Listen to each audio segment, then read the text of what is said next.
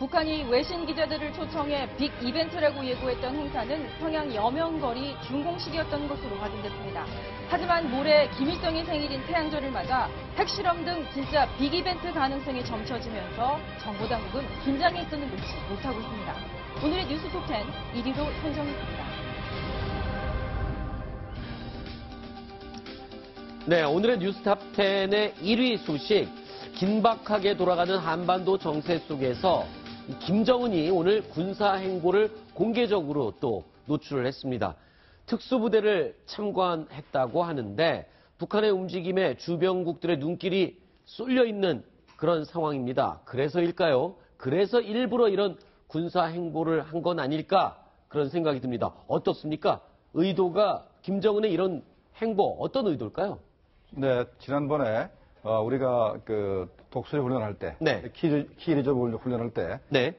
미국의 특수부대원들 그 1000명이 네. 북한에 가서 김정은을 참사하고 훈련했지 않습니까? 그랬죠. 근데 북한이 거기에 막갱을 해서 이번에 자기들도 뭐 수송기, 그다음에 네. 헬기를 동원해서 네. 우리 후방에 침투해가지고 네. 우리 요인을 암살하는 그런 네. 훈련을 했습니다. 그러니까 자기들도 그런 능력이 있다 이런 걸 보여주려고 그렇군요. 훈련을 한 것입니다. 이정훈 의원께 묻겠습니다. 그러면 지금 방금 말씀하신 특수부대의 특수훈련, 구체적으로 어떤 내용으로 어떤 과정으로 이루어진 훈련을 한 지금 겁니까? 우리 앵커가 계신 그 뒷면에 서흥공항이라고 하는 데가 있죠. 서흥공항. 네. 황해남도쯤 될 겁니다. 네. 우리 그 연평도에서 북쪽으로 올라가면 있는 지역인데 네. 그쪽 지역에서 3월 27일, 28일, 29일 계속 북한 지역에는 거의 항공기가 뜨는 게 없어요. 네. 항공기가 뜨게 되면 우리 레이더가 다 잡는데 네. 속도를 보게 되면 헬리콥터인지 뭔지 판단이 되는데 그런 비행기들이 쭉 떴었습니다. 그래서 서흥공항 부근 지금 원형으로 쳐놓은 데에서 네네네. 거기에서 한번 훈련을 해놓고 아하.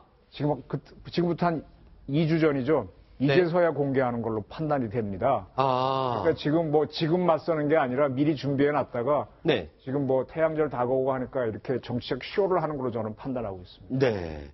자, 그리고요. 태양절을 바로 코앞에 두고 지금 김정은이 외신 기자들을 대거 초청을 했다라고 하는데 누구누구를 초대를 했는지는 알 수 없나요? 심정국 차장. 그리고 이게 어떤 의도인가요? 외신 기자들을 이렇게 끌어모으는 것. 태양절에 무슨 빅 이벤트를 정말 하려고 하는지 4월 11일부터 한 열흘 정도 체류를 하는 초청장을 미국과 일본 서방 언론 그러네요. 기자 200명 정도를 불러가지고 아마도 체제 선전용으로 자기네들이 얼마나 보여주고 싶은 것 정도만 보여주지 않겠습니까?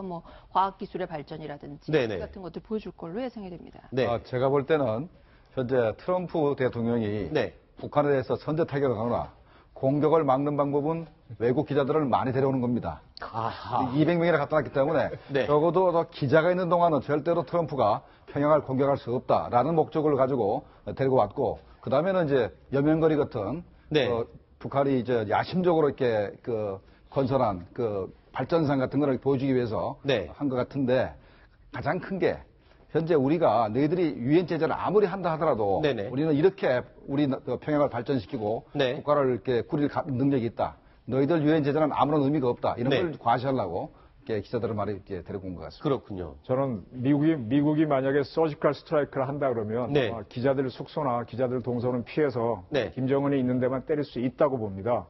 그렇게 해서 김정은이나 북한 요인들을 제거하는 건 가능한데 그다음에 저기에 가시는 외신 기자들이 그다음에 인질로 잡힐 거예요. 그렇겠죠. 제가 취재를 해서 하나 최근에 밝혀낸 게 말레이시아에서 김정남 시신을 돌려줬잖아요.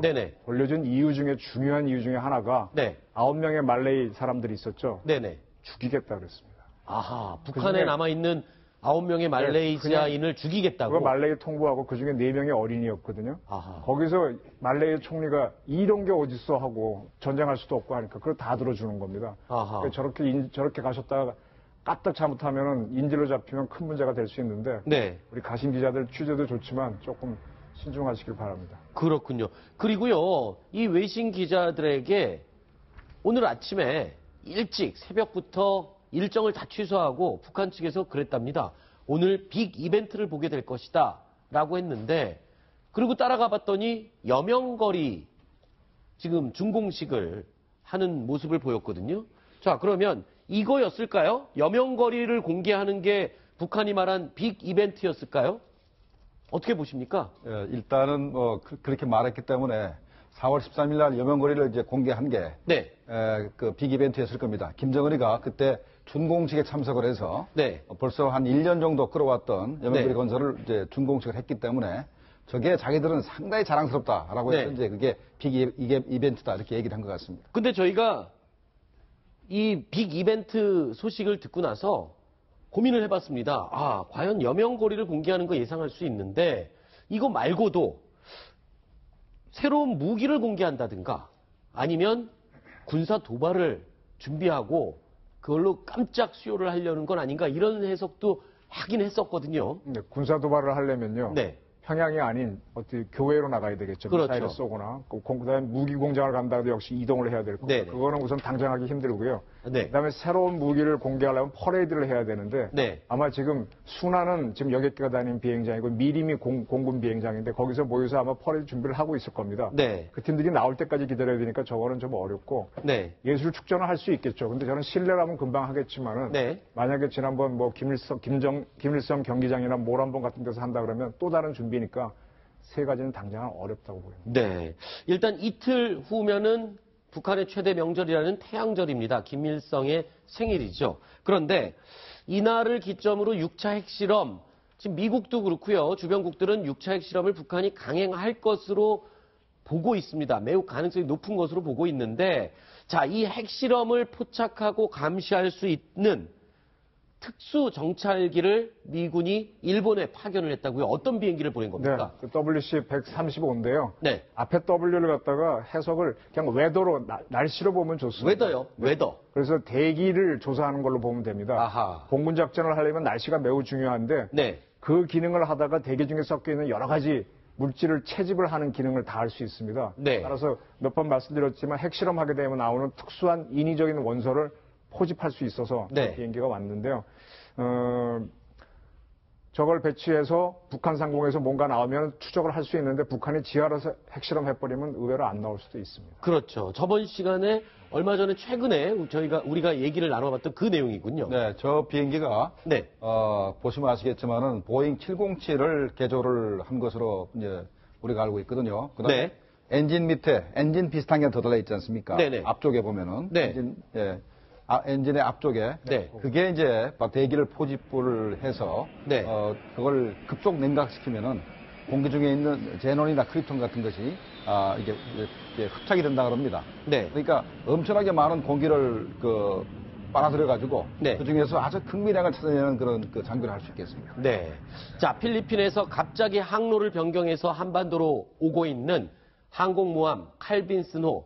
자, 이 칼빈슨호를 한반도에 배치하는 이유를 트럼프 대통령이 직접 입으로 밝혔다고요, 심 차장? 월스트리트 저널하고 네. 인터뷰에서 트럼프 대통령이 북한의 추가 행동을 막기 위해서 칼빈슨호를 배치한 것이다. 그런 얘기를 했고요. 네. 시진핑 주석하고 통화 내용도 공개를 했습니다. 북한 김정은에게 미국의 항공모함뿐만 아니라 핵잠수함도 갖고 있다는 것을 알게 해주라고 내가 말을 했다. 얼마 전에 통화한 내용에서 그런 얘기를 했다고 말했습니다. 네. 칼빈슨호를 배치해서 만약에 북한이 미사일 실험을 하면 요격을 할 수도 있는 거 아닙니까? 요격은 뭐 100% 할 거고요. 아, 그래요? 북한의 핵실험을 엄청난 공포를 느낄 것 같다는 생각이 듭니다. 아니 뭐 날아오는 미사일을 맞췄는데 북한은 성공했다고 자기네끼리 국민은 속이면 되는 거고 외부는 네. 모른다고 하면 되는데 네. 그 다음에 이제 거기에 대한 북한이 화를 나서 미사일을 쏜다. 네. 그러면 이제 복잡한 상황이 벌어지는 거고요. 그거 말고 이제 북한이 핵실험을 했다라고 할 때 네.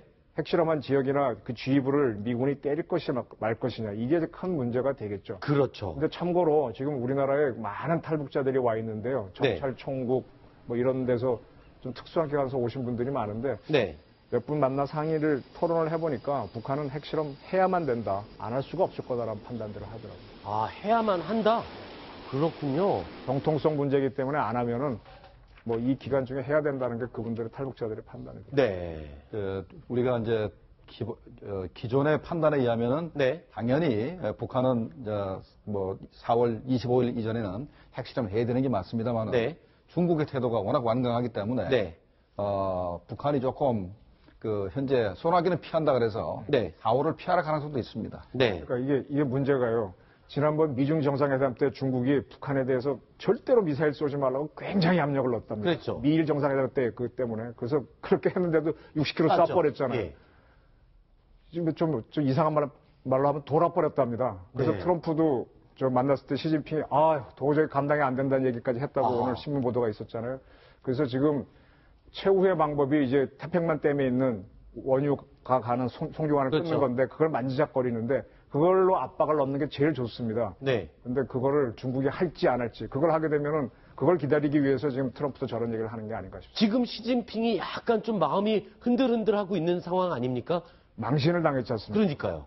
근데 또 이번에 저렇게 하게 되면 미국이 약간 풀어주는 모습 보이지 않습니까? 그렇죠. 또 조이면 어떡할 겁니까? 그러니까 그렇죠. 지금 상당히 힘든 상황이 됐습니다. 네. 그런데 지금 태양절 15일이지 이틀밖에 안 남았어요. 그러면 북한이 도발을 할 텐데 아니면 할 가능성이 높을 텐데 그거를 제지하기 위해서 칼빈슨 호가 오는 거 아닙니까? 그런데 칼빈슨 호가 필리핀에서 그 큰 배가 여기까지 15일까지 지금 도착할 수는 있을까요? 저는 속도가? 전 타러 오게 되면 한 60km 달리니까 배는 24시간 다 달리잖아요. 그럼 네. 하루에 한 1000km 달리니까 2, 3일이면 온다고 보는데 뭔가 지금 미국이 저 말이 사실이라면은 네. 다른 배를 먼저 보내고 이건 구축함만 오면 되거든요. 항공모함은 필요 없거든요. 네네. 그건지 아니면 뭐 또 다른 작전을 하는 건지 저는 좀 그런 의심들을 해보고 있습니다. 그렇군요.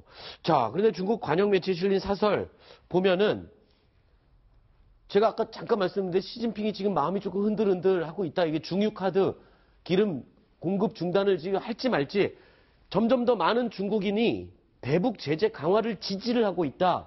그러니까 중국 내 여론도 지금 움직임이 달라지고 있는 것 같아요.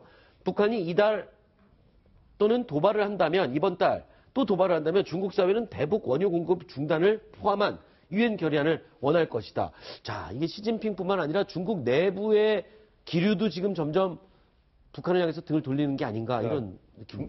중국은 민주국가가 아니고 여론정 태어난 데가 아닙니다. 그러니까 네. 환구시보가 공산당 기관지기 때문에 자기들이 북한에 대해서 하고 싶은 말들을 이제 하고 있는 겁니다. 네. 그래서 현재 중국 입장에서는 북한에 대해서 경고, 그러니까 심의전을 통해 가지고 북한이 핵실험을 하거나 도발을 못하게 하려고 저런 이제 사설을 쓴 것 같습니다. 네. 그런데 실제로 중국이 북한을 압박하기 위해서 중유 공급을 끊은 적은 있습니까? 과거에? 있습니다. 한 번. 한 번 있어요. 얼마를 끊었는지 모르겠는데요. 네. 다 끊었다는 얘기도 있고, 다 끊으면 또 송유관을 살리는데 굉장히 애를 먹습니다. 아, 그래요? 절반 정도 끊었다고 하는 설이 있는데, 일시적으로 그때 북한이 1, 2차인가요? 핵실험했을 때 10여 년 전에 한 번 한 적이 있는데, 네. 바로 항복했습니다.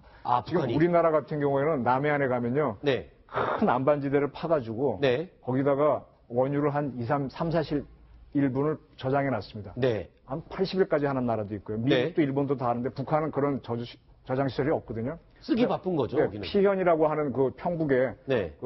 신의준 밑에 내려오면 있는데 거기에 정육 공장이 있어서 바로 원유가 보면 바로 정지해서 쓰는 시스템이기 때문에 네네. 저걸 차단하게 되면 좀 힘들죠. 네. 굉장히 힘듭니다, 북한. 그렇군요. 자, 그리고 지금 북한에서요, 북한의 교육 제도가 개편이 됐다라는 얘기가 들립니다. 자, 북한의 교육 제도 어땠었는데 어떻게 개편이 된 건가요? 저희가 표로 한번 준비를 해봤는데요. 김정봉 교수께서 좀 설명을 해주시죠. 기존에는 11년제 의무 교육에서 네. 12년제로 바뀌었습니다. 11년제에서 12년제로 바뀐 거군요. 원래는 학년 전 1년도 있지만 그 밑에도 1년 더 교육이 있지만 그거는 의무가 아닙니다. 의무가 아니고 학년 전 1년이 의무고 그다음에 소학교 여기 때는 인민학교를 했습니다. 그 당시에. 네. 인민학교 4년, 그다음에 중학교 6년. 그래서 11년제였는데 네. 이제는 학년 전 1년 하고 그다음에 인민학교를 소학교 이름을 바꿨습니다. 네. 그래서 1년을 늘려놓고 네. 그다음에 중학교가 그냥 6년이었는데 이제는 초급 중학교 3년, 고급 중학교 3년 이렇게 해서 이름을 바꿔서 네. 총 12년제로 이제 늘어났는데 이걸 어떻게 보완해야 되냐면 네. 글로벌 스탠다드로 봐야 되는데 북한은 이 중학교를 졸업해도 만 17세밖에 안 됩니다. 그러니까 글로벌 스탠다드에 비하면 나이가 한 살 어려요. 그래서 의무 복무기간을 하나 늘려야 18세가 되기 때문에 국제 스탠다드에 맞기 때문에 네. 김정은이 그래도 스위스에서 유학을 했으니까 그렇군요. 1년 더 늘린 것 같습니다. 예, 그러니까 국제적인 기준으로 교육 제도를 바꾸고 있는 북한 이야기를 하고 있는데 자, 근데 글로벌 스탠다드 국제적인 기준에 맞춘다 그러면 기준만 맞추면 뭐합니까? 영어를 할 줄 알아야죠. 북한에서의 영어 교육은 어느 정도 하고 있고 수준이 어느 정도 되는지 설명을 좀 해주시죠. 과거에는 냉전 시대까지만 해도 북한에서 제일 외국어가 러시아어였습니다. 네. 러시아어, 그다음에 또 중국어를 배우고 영어는 굉장히 소홀히 했는데 네. 냉전이 끝난 다음부터 영어를 이제 배우기 시작했는데 최근 들어서 영어가 상당히 이제 강화됐습니다. 아하. 그래서 소학교 때는 일주일에 한 2시간 정도. 네. 그다음에 초급 중학교 3년간은 일주일에 4시간. 네. 고급 중학교 3년간은 일주일에 3시간 이렇게 해서 네. 총 8년간 이 영어를 공부하고 있습니다. 글쎄요. 이 정도의 시간으로 치면은 학교 수업만으로 어떤 영어를 능수능란하게 하기에는 좀 절대적으로 부족한 시간 같아 보이거든요. 그래서 북한에서도 과외 공부가 상당히 성행하고 있습니다. 북한에서도 영어 과외 공부가 성행을 한다고요? 좋은 선생을 만나서 그 영어를 배우려고 하면 네. 많은 돈을 줘야 됩니다. 네, 그렇군요. 자, 그래서 저희가 북한의 영어 교과서에 있는 예제 하나를 뽑아봤습니다. 실제 북한의 영어 교재에 있는 장문 문제입니다. 남조선에는 빈 깡통을 차고 다니는 거지들이 많다를 영어로 번역하라. 이게 실제 이 교과서에 나온 문제라고 합니다. 글쎄요, 어떻게 될까요? 네. 손소 변호사님 한번 풀어보실래요? 어렵네요. 네. 네. 저 짧은 수업 시간으로 풀기는 좀 어려운 것 같습니다. 네. 네. 알겠습니다. 그리고 조금 전에요, 우리 이정훈 위원께서 말레이시아인들을 북한 측이 죽이겠다고 협박을 하면서 어쩔 수 없이 김정남의 시신을 돌려줄 수밖에 없었다. 여기서 죽인다고 협박한 사실은 확인된 부분은 아니라고 합니다. 그래서 그 부분에 대해서 이정훈 위원께서 이제 개인적인 의견을 전제로 말씀을 한 거를 저희가 다시 한번 명확하게 밝힙니다.